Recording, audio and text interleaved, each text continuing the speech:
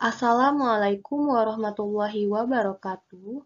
Halo semuanya, kami dari kelompok 5, kelas IKMB 2019, akan membahas video mengenai sampling dan besar sampel pada penelitian cross-sectional. Adapun anggota dari kelompok 5, yang pertama, Aprilia Nurhanisa, yang kedua, saya sendiri, Elena Cornelia, yang ketiga, Maulidinda Putri KZ, yang keempat, Nadifah Risti Samarah, yang kelima, Nimade Salwa, yang keenam, Rizka Nafiah. Pada video ini akan membahas 6 outline. Yang pertama, pengertian sample size software. Yang kedua, pengertian sampling dan besar sampel. Yang ketiga, tujuan sampling. Yang keempat, menentukan sampel. Yang kelima, contoh perhitungan besar sampel penelitian. Dan yang keenam, aplikasi penggunaan sample size. Poin yang pertama, pengertian sample size software. Sample size software adalah aplikasi yang menyediakan alat ukuran sampel untuk lebih dari 1030 uji statistik dan skenario interval kepercayaan lebih dari 2 kali lipat kemampuan perangkat lunak ukuran sampel lainnya. Aplikasi ini dilengkapi dengan dokumentasi terintegrasi dan dukungan ahli statistik PhD. Poin yang kedua, pengertian sampling dan besar sampel. Sampling adalah metode ataupun teknik yang digunakan sebagai penyeleksi individu dari populasi yang dapat menghasilkan sampel yang representatif. Sedangkan besar sampel adalah ukuran sebuah sampel dari suatu populasi. Selanjutnya, poin yang ketiga yaitu tujuan sampling. Tujuan sampling adalah untuk memberikan pedoman dalam memilih sampel yang dapat mewakili populasi yang mendasarinya. Poin yang keempat, menentukan sampel. Pada poin ini digunakan dua rumus. Rumus yang pertama digunakan apabila jika besar populasi N diketahui di mana peneliti bisa melakukan pengambilan sampel secara acak, maka dicari dengan menggunakan rumus cross-seksional. Rumus yang kedua digunakan apabila besar populasi N tidak diketahui ataupun nilai N dikurang N per N kurang 1 sama dengan 1, maka besar sampel dihitung dengan menggunakan rumus Lemeshow. Untuk rumus cross-seksional dan rumus Lemeshow, beserta keterangannya dapat kalian lihat sendiri. Poin yang kelima yaitu contoh perhitungan besar sampel penelitian. Misalnya, kita ingin mencari sampel minimal untuk suatu penelitian yang mencari faktor determinan pemberian ASI secara eksklusif. Untuk mendapatkan nilai P, kita harus melihat dari penelitian maupun literatur yang telah ada. Dari hasil penelitian Suyatno tahun 2001 di daerah Demak, Jawa Tengah, proporsi bayi P yang diberi makanan ASI eksklusif sekitar 17,2%. Ini berarti nilai P jika diubah ke bentuk desimal sebesar 0,172 dan nilai Q sama dengan 1 dikurang P, atau 1 dikurang 0,172, sehingga nilai Q didapatkan sebesar 0,828. Dengan limit dari error atau D ditetapkan sebesar 0,05 dan nilai alfa sebesar 0,05.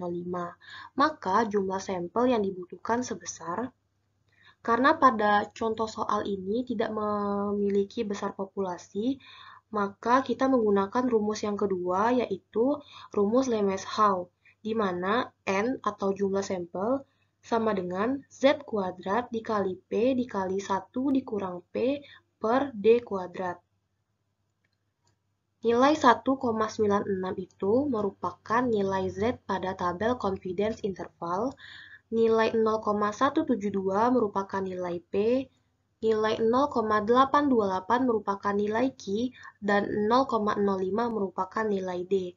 Sehingga perhitungan yang dapat kita lakukan yaitu N sama dengan 1,96 kuadrat dikali 0,172 dikali 0,828 per 0,05 kuadrat sama dengan 219. Jadi, jumlah sampel atau N yang ada sebanyak 219 orang. Jika pada contoh kasus lain tidak ditemukan nilai P, baik itu dari penelitian maupun literatur lain, maka kita dapat melakukan maximal estimation dengan P 0,5. Jika ingin diteliti, maka nilai D itu sekitar 2,5% atau 0,025 atau lebih kecil lagi. Penyederhanaan rumus ini dikenal dengan istilah rumus Lovin.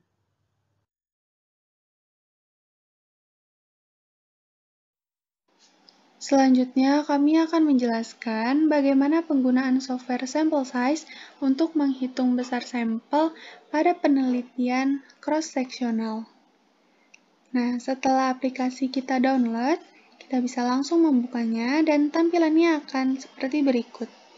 Kemudian kita klik OK. Nah, untuk mencari besar sampel yang sesuai dengan soal yang telah dijelaskan sebelumnya, kita dapat memilih Estimating a Population Proportion with Specified Absolute Precision.